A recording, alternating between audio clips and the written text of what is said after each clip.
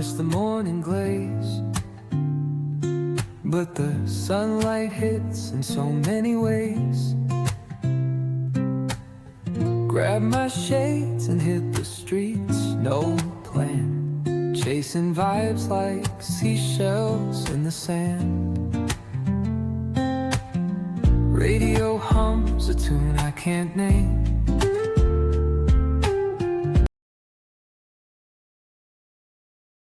ഇന്നൊരു weekend home reset ആണ് കേട്ടോ. മോളും കൂടെ ഉണ്ട്. മോളും കൂടി ഹെൽപ്പ് ചെയ്യാൻ വേണ്ടിയിട്ടാണ് ഞാൻ ഈ മോക്ക് ലീവുള്ള ദിവസം തന്നെ സെലക്ട് ചെയ്തത്. മോക്കാണെങ്കിൽ ഇതൊക്കെ ഭയങ്കര ഇഷ്ടമുള്ള കാര്യമാണ്. എന്ത് ഹെൽപ്പ് ചെയ്യാനും ആള് റെഡിയാണ്. അപ്പോൾ ഇന്നൊരു സാറ്റർഡേ ആണ് കേട്ടോ. അപ്പോൾ രാവിലെ ഞാൻ വാക്കിങ്ങിനൊക്കെ പോയിരുന്നു. പിന്നെ വന്നു, ബ്രേക്ക്ഫാസ്റ്റ് എല്ലാം റെഡിയാക്കി ബ്രേക്ക്ഫാസ്റ്റ് ഒക്കെ കഴിച്ചു. അതിന് ശ്രീയും പോയ ശേഷമാണ് ഞാനും മോളും കൂടി ക്ലീൻ ചെയ്യാനായിട്ടൊക്കെ നിന്നത്. അപ്പോൾ വീഡിയോ ഇഷ്ടമായാൽ ലൈക്ക് ചെയ്യാനും സബ്സ്ക്രൈബ് ചെയ്യാതെ ആരെങ്കിലും കാണുന്നുണ്ടെങ്കിൽ ഒന്ന് സബ്സ്ക്രൈബ് ചെയ്യാനും മറക്കല്ലേ. സജഷൻസ് കമന്റ് ചെയ്യാൻ വേണം കേട്ടോ. വീക്കെൻഡ് കഴിഞ്ഞ് പുതിയൊരു വീക്ക് സ്റ്റാർട്ട് ചെയ്യുന്നതിന് മുൻപേ ചെറിയ ചെറിയ ടാസ്ക് ഒക്കെ കംപ്ലീറ്റ് ചെയ്യാൻ കഴിഞ്ഞാൽ തന്നെ മനസ്സിനൊരു ലൈറ്റായ ഫീലിംഗ് കിട്ടും. ഒരുപാട് പെർഫെക്റ്റ് ഒന്നും ആയില്ലെങ്കിലും എല്ലാം അത്യാവശ്യം ഒന്ന് നീറ്റായിട്ടിരിക്കുമ്പോൾ മൈൻഡിനും ഒരു കാംനെസ് ഒക്കെ തോന്നും അല്ലേ. ഹൗസ് ഒന്ന് റീസെറ്റ് ഒക്കെ ചെയ്ത് കഴിയുമ്പോൾ ഒരു വല്ലാത്തൊരു ഫീലിംഗ് ആണല്ലേ. മനസ്സിലൊരു ഫ്രഷ് എനർജി, ഒരു പോസിറ്റീവ് സ്റ്റാർട്ടിന് ഒരു പ്രിപ്പറേഷൻ പോലെ തോന്നാറില്ലേ.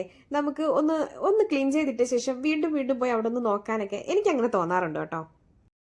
ഒരു റീസെറ്റ് റൊട്ടീൻ റെഗുലർ ആയിട്ട് ഫോളോ ചെയ്യുമ്പോൾ സ്ട്രെസ്സും കുറയും, ഹോമും ഓർഗനൈസ്ഡ് ആയിട്ടിരിക്കും. പിന്നെ കുട്ടികളെ കൂടി ഇൻക്ലൂഡ് ചെയ്ത് ഹൗസ് വർക്ക് ചെയ്യുന്നത് നല്ലതാണ് കേട്ടോ.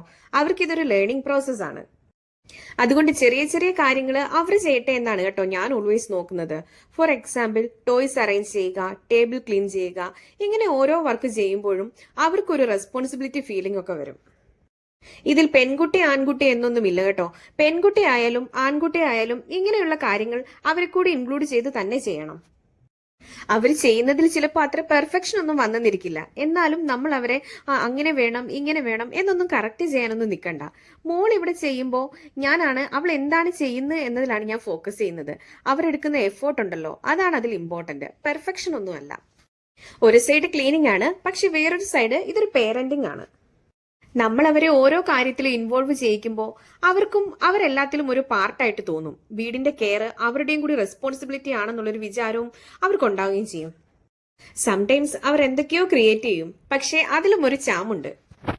കുട്ടികളുടെ കൂടെ വീട്ടിൽ പണി ചെയ്യുന്നതിൽ തന്നെ ഒരു സ്പെഷ്യൽ ഫീൽ ഉണ്ട്. വളരെ ചെറിയ ചെറിയ സഹായമായാലും അതിന്റെ ബിഹൈൻഡ് വലിയ വാല്യൂ ഉണ്ട് കേട്ടോ. കുട്ടിയാണെങ്കിൽ വീടിനെ കുറിച്ച് മനസ്സിലാക്കുകയും ചെയ്യും. അപ്പോൾ അവർ തന്നെ പിന്നീട് ഓരോ സ്പേസും ക്ലീൻ ആയി സൂക്ഷിക്കാൻ തുടങ്ങും. മോൾക്കാണെങ്കിൽ ഇങ്ങനെ ചെയ്ത് ചെയ്ത് അവളുടെ ബെഡ്, ടേബിൾ ഒക്കെ എപ്പോഴും നീറ്റായിരിക്കണം. അത് കൃത്യമായി എപ്പോഴും അവൾ ചെയ്യുകയും ചെയ്യും. പിന്നെ എന്താന്ന് വെച്ചാൽ തുടക്കത്തിൽ നമുക്ക് നല്ല പേഷ്യൻസ് വേണം. എന്ത് ചെയ്താലും അവരെ എൻകറേജ് ചെയ്യണം. അത് നീറ്റായിരിക്കില്ല എങ്കിലും അവർ എടുക്കുന്ന എഫേർട്ടിന് വാല്യൂ കൊടുക്കുക തന്നെ വേണം. തുടക്കത്തിലെ അവരെല്ലാം മനസ്സിലാക്കണമെന്നില്ല, പക്ഷെ പതുക്കെ പതുക്കെ അവരിൽ ഈ ഹാബിറ്റ് ഉണ്ടാക്കാം. നമ്മുടെയൊക്കെ ജനറേഷൻ എന്ന് പറയുമ്പോൾ നമ്മളൊക്കെ കിഡ്സ് ആയിരുന്ന ടൈമിൽ എല്ലാ പണിയും പേരൻസ് തന്നെ ആയിരുന്നല്ലോ ചെയ്യുന്നത്. നമ്മളെ അധികം ഒന്നിലും അങ്ങനെ ഇൻവോൾവ് ചെയ്യിക്കില്ലായിരുന്നു. നിങ്ങൾക്കും അവിടെ അങ്ങനെയൊക്കെ ആയിരുന്നോ? ഞാനൊക്കെ ഒന്നും എന്റെ മോളുടെ ഈ ഏജിൽ എന്നല്ല, ഇത് കഴിഞ്ഞും ഒന്നും ചെയ്യില്ലായിരുന്നു. ഇപ്പോഴും മോൾ ഇവിടെ ഇതുപോലെ എന്തെങ്കിലും ജോലി ചെയ്യുന്നത് അമ്മ കണ്ടു കഴിഞ്ഞാൽ എന്നെ വഴക്ക് പറയാറുണ്ട്, കൊച്ചിനെ കൊണ്ടാണോ ചെയ്യിക്കുന്നത് എന്നൊക്കെ പറഞ്ഞിട്ട്. മോൾക്കാണെങ്കിൽ ഇപ്പോൾ ഏജ് വരുന്നത് 7 years ആണ് കേട്ടോ. ഞാൻ ഒരുപാട് ചെറുതിലേ തൊട്ട് തന്നെ മോളെ കൊണ്ട് ഇങ്ങനെ ഓരോ ടാസ്ക് കൊടുത്തിങ്ങനെ ചെയ്യിക്കായിരുന്നു. ടോയ്സ് വെക്കാനായിട്ട് ഒരു സ്പെഷ്യൽ സ്പേസ് കൊടുക്കും. എന്നിട്ട് പ്ലേ ചെയ്ത് കഴിഞ്ഞിട്ട് ടോയ്സ് അവിടെ തന്നെ കൊണ്ട് വെക്കണമെന്ന് പറയും. അത് അങ്ങനെ തന്നെ ചെയ്യായിരുന്നു. അങ്ങനെയാണ് തുടങ്ങിയത്. ഇപ്പൊ ആണെങ്കിൽ വീട്ടിൽ അത്യാവശ്യം ക്ലീനിങ് ഒക്കെ ചെയ്യാൻ അറിയാം. അവൾക്കാണെങ്കിൽ ഇത് ഇഷ്ടവുമാണ്. പിന്നെ അതൊരു ഹാബിറ്റ് ആയി ഇപ്പൊ മാറിക്കഴിഞ്ഞു. നമ്മളിങ്ങനെ ചെറിയ കാര്യത്തിൽ തുടങ്ങി ഓരോന്നിലും അവരെ ഇൻവോൾവ് ചെയ്യിക്കണം. ഇത് അവർക്കും ഫ്യൂച്ചറിൽ യൂസ്ഫുൾ ആവും. നമ്മൾ അവരെ ടീച്ച് ചെയ്യുന്നത് ഒരു കെയർ ആണ്, റെസ്പോൺസിബിലിറ്റി ആണ്, അവരുടെ സ്പേസിൽ ഒരു ഷെയർ ആണ്. ഇങ്ങനെ ഓരോ ടാസ്ക് അവർ കംപ്ലീറ്റ് ചെയ്ത് കഴിയുമ്പോഴേക്കും അവരെ നമ്മൾ അപ്രീഷിയേറ്റ് ചെയ്യുമ്പോൾ അവർക്ക് വളരെ ഒരു പ്രൗഡ് ഫീൽ കിട്ടും കേട്ടോ. അമ്മേ ഞാൻ ഇത് ചെയ്തു കഴിഞ്ഞു എന്ന എക്സൈറ്റ്മെന്റിൽ വന്ന് പറയുമല്ലോ, അതിലൊരു ജെന്യുവൻ ഹാപ്പിനെസ് ഉണ്ട്. വീടിന്റെ നീറ്റ്നെസ്, കെയർ ഇതൊക്കെ ഓട്ടോമാറ്റിക് ആയി പഠിക്കാൻ അവർക്ക് കഴിയുകയും ചെയ്യും.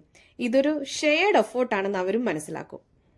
നമ്മൾ തന്നെ എല്ലാം വീട്ടിലെ കാര്യങ്ങളും അവർക്ക് വേണ്ടിയിട്ടുള്ള കാര്യങ്ങളും എല്ലാം നമ്മൾ എപ്പോഴും അവർക്ക് ചെയ്തു കൊടുത്തോണ്ടിരുന്നു കഴിഞ്ഞാൽ അതിന്റെ പിന്നിലുള്ള എഫേർട്ട് അവർ ഒരിക്കലും മനസ്സിലാക്കില്ല. കുട്ടിയാണെങ്കിൽ ഒരു ചെറിയൊരു ടോയ് എങ്കിലും ഒന്ന് അടുക്കി വെക്കാനായിട്ട് ശ്രമിച്ചു കഴിഞ്ഞാൽ കുട്ടികളോട് നിങ്ങൾ അത് ചെയ്യണ്ട, അത് നിങ്ങൾ ചെയ്തു കഴിഞ്ഞാൽ ശരിയാവില്ല, അങ്ങനെ ഒന്നും പറയരുത്. നന്നായി ട്രൈ ചെയ്തു എന്ന് പറഞ്ഞ് അവരെ അപ്രീഷിയേറ്റ് ചെയ്യണം. അതവർക്ക് ഒരുപാട് കോൺഫിഡൻസ് കൊടുക്കും. അപ്പോൾ വീണ്ടും കൂടുതൽ നന്നായിട്ട് ചെയ്യാനായിട്ട് അവർക്ക് തന്നെ തോന്നുകയും ചെയ്യും. വളരെ ചെറിയൊരു സ്റ്റെപ്പാണിത്, വളരെ സിമ്പിൾ. എന്നാൽ ഇതിൽ നല്ലൊരു പേരന്റിംഗ് ഉണ്ട്, ലേണിംഗ് ഉണ്ട്, മാനേഴ്സ്, ഡിസിപ്ലിൻ, കെയർ എല്ലാം സ്ലോലി ഉണ്ടാക്കുന്ന ഒരു പ്രോസസ്സ്. ഈ പേരന്റിംഗ് എന്ന് പറയുന്നത് നമ്മൾ വാക്കുകൾ കൊണ്ട് അവരോട് പറഞ്ഞു പഠിപ്പിച്ചു കൊടുക്കുന്നതല്ല, അത് നമ്മൾ അവരുടെ കൂടെ നിന്ന് ചെയ്യുന്നതാണ്. ഡെയിലി റുട്ടീൻസിൽ തന്നെ നമുക്ക് അതൊക്കെ ചെയ്യാൻ ഒക്കും. കുട്ടികൾക്കാണെങ്കിൽ അപ്രീസിയേഷൻ ഒക്കെ ഭയങ്കര ഇഷ്ടമാണ്, പ്രത്യേകിച്ച് പേരൻസിൽ നിന്ന്. ടീച്ചേഴ്സിൽ നിന്നോ ഫ്രണ്ട്സിൽ നിന്നോ ഒക്കെ അപ്രീസിയേഷൻ കിട്ടുമ്പോൾ അവർ ഹാപ്പിയാണ്. പക്ഷേ പേരൻസ് അവരോട് നന്നായി ചെയ്തു എന്നൊരു വാക്ക് പറയുന്നത് പോലും അവരുടെ വേൾഡ് ആണ്. ഇതൊക്കെ ഞാൻ എൻ്റെ മോളുടെ കാര്യത്തിൽ നിന്ന് തന്നെ പഠിച്ചെടുത്തതാണ് കേട്ടോ. അവളിൽ നിന്ന് കണ്ട് ഞാൻ പഠിച്ചതാണ് ഇതൊക്കെ. കുട്ടികൾ ഒരു ചെറിയ ഡ്രോയിങ് ചെയ്താൽ ചിലപ്പോൾ അതൊരു 2 വരയായിരിക്കും ഇട്ടുകൊണ്ട് നമ്മളെ കൊണ്ടുവന്ന് കാണിക്കുന്നത്. അവർ ഭയങ്കര ഹാപ്പി ആയിട്ടല്ലേ നമ്മുടെ അടുത്ത് വന്ന് നമ്മളെ അത് കാണിക്കുന്നത്. അത് നമ്മുടെ ഒരു അപ്രീസിയേഷന് വേണ്ടിയിട്ടാണ്. അതാണ് അവർക്ക് ഭയങ്കര സന്തോഷമാണത്. അവരൊരു ഡ്രോയിങ് ചെയ്യുമ്പോഴോ ക്ലീനിങ്ങിൽ ഹെൽപ്പ് ചെയ്യുമ്പോഴോ അവർ പ്രതീക്ഷിക്കുന്നത് ഒരു പെർഫെക്റ്റ് റിസൾട്ട് ഒന്നും അല്ല. നമ്മുടെ ഒരു ലുക്ക്, ഒരു കയ്യടി അല്ലെങ്കിൽ ഒരു സ്മൈല്, ഇത് മാത്രമാണ് അവർ പ്രതീക്ഷിക്കുന്നത്. അത് കിട്ടിയാൽ മുന്നോട്ട് ചെയ്യാനുള്ള കോൺഫിഡൻസ് അവർക്ക് കിട്ടും. വളരെ ചെറിയ പണിയാണെങ്കിലും ഒരു സിമ്പിൾ ഫീഡ്ബാക്ക് കൊടുത്താൽ മതി.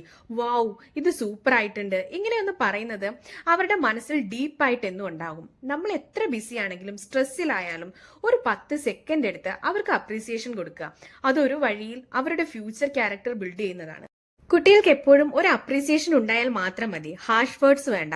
ഒരു ചെറിയ കയ്യടി, ഒരു പോസിറ്റീവ് വേർഡ്, അതാണ് ബെസ്റ്റ് പേരന്റിംഗ് ടൂൾ. അങ്ങനെ സംസാരിച്ചിരുന്ന വഴിക്ക് ഞാനും മോളും കൂടി ഞങ്ങളുടെ ക്ലീനിങ് ഒക്കെ ഒന്ന് കംപ്ലീറ്റ് ചെയ്തിട്ടുണ്ട്. രാവിലെ ഒരു 10:30 ഒക്കെ ആയപ്പോഴത്തേക്കും ഞങ്ങൾ സ്റ്റാർട്ട് ചെയ്തായിരുന്നു. ഒരു ഉച്ചയാകാറായപ്പോഴത്തേക്കും തന്നെ കഴിഞ്ഞു. അപ്പോഴേക്കും ശ്രീയും വന്നിരുന്നു. രാവിലെ കാറ് പഞ്ചറായിരിക്കുമായിരുന്നു കേട്ടോ. അപ്പോൾ അത് റെഡിയാക്കാനായിട്ട് ആള് വന്നിട്ട് അത് റെഡിയാക്കിയ വഴിക്ക് കാറിന്റെ വീൽനെറ്റ് ഒന്ന് മിസ്സായി. അപ്പോൾ അത് ഇടണമെങ്കിൽ ഞങ്ങൾക്ക് ഇനി ഹ്യൂണ്ടായിൽ സർവീസ് സെന്ററിൽ പോകണമായിരുന്നു. ഇവിടുന്ന് ഏകദേശം ഒരു 15 കിലോമീറ്ററോളം ഉണ്ടായിരുന്നു അവിടെ പോകാനായിട്ട്. അപ്പോൾ പിന്നെ ശ്രീ പറഞ്ഞു, ഇപ്പോൾ ലഞ്ച് ഒന്നും റെഡിയാക്കണ്ട, എല്ലാവർക്കും കൂടി അങ്ങ് പോകാം, എന്നിട്ട് കാറും റെഡിയാക്കി നേരെ പുറത്ത് പോയി ലഞ്ചൊക്കെ കഴിക്കാമെന്ന് പറഞ്ഞു. അങ്ങനെ ഞങ്ങൾ അവിടുന്ന് ഇറങ്ങി, റെഡിയായിട്ട് ഇറങ്ങി ഞങ്ങൾ കാറ് റെഡിയാക്കാണ്ട് പോയി. അവിടെ ഒരു 10 മിനിറ്റത്തെ കാര്യമുള്ളായിരുന്നു. അതിനുശേഷം അവിടുന്ന് തിരിച്ചു പോന്നു. ഞങ്ങൾ പിന്നെ സ്ഥിരം പോകാറുള്ള ഒരു കേരള റെസ്റ്റോറൻ്റ് ഉണ്ട്, അച്ചായത്തി എന്ന് പറയുന്നത്. അവിടെ വന്നിട്ടാണ് ഫുഡ് കഴിച്ചത്. അപ്പം മലബാർ ബിരിയാണിയാണ് കഴിച്ചത്. ഇവിടെ ചെന്നൈയിൽ വന്നിട്ട് എവിടെ നിന്നൊക്കെ ബിരിയാണി കഴിച്ചിട്ടും ഈ കേരള റെസ്റ്റോറൻറ്റിൽ നിന്ന് തന്നെ പല സ്ഥലത്തുനിന്നും കഴിച്ചു നോക്കിയിട്ടുണ്ട്. പക്ഷേങ്കിൽ ഈ തമിഴ്നാട് ടച്ചുള്ള ഒരു ബിരിയാണി തന്നെ കേട്ടോ കിട്ടിയിട്ടുള്ളത്, കേരള ബിരിയാണി എന്ന് പറഞ്ഞിട്ട് തരുന്നത്. പക്ഷേങ്കിൽ ഇവിടെയാണ് എനിക്ക് ഒരു പക്ക കേരള ബിരിയാണിയുടെ ടേസ്റ്റ് കിട്ടിയിട്ടുള്ളത് കേട്ടോ. അങ്ങനെ ഞങ്ങൾ അവിടുന്ന് ഫുഡൊക്കെ കഴിച്ചു. അപ്പോൾ പിന്നെ മോൾക്ക് ഐസ്ക്രീം വേണമെന്ന് പറഞ്ഞതുകൊണ്ട് ഞങ്ങൾ ബാസ്കിൻ റോബിൻസിൽ പോയി ഐസ്ക്രീമും ഒക്കെ കഴിച്ചു. ആൾക്ക് ഭയങ്കര ഇഷ്ടമാണ് അവിടെ പോണത്. ഇതാണ് എൻ്റെ സ്വർഗം എന്നാണ് പറയുന്നത് അവിടെ ചെല്ലുമ്പോൾ. അങ്ങനെ പിന്നെ അവിടുന്ന് ഞങ്ങൾ നേരെ വീട്ടിലേക്ക് പോണു. അപ്പോൾ അത്ര തന്നെ ഉള്ളൂ ഇന്നത്തെ വ്ലോഗ്. അപ്പോൾ ഇഷ്ടമായാൽ ലൈക്ക് ചെയ്യാൻ മറക്കല്ലേ കേട്ടോ. തുടർന്നും ഒരുമിച്ച് മുന്നോട്ട് പോകാൻ വേണ്ടിയിട്ട് സബ്സ്ക്രൈബ് കൂടി ചെയ്തേക്കണേ. പിന്നെ സജഷൻസ് കമൻറ്റ് ചെയ്യാൻ വേണം കേട്ടോ. അപ്പോൾ thank you for watching. See you in the next video. Have a great day.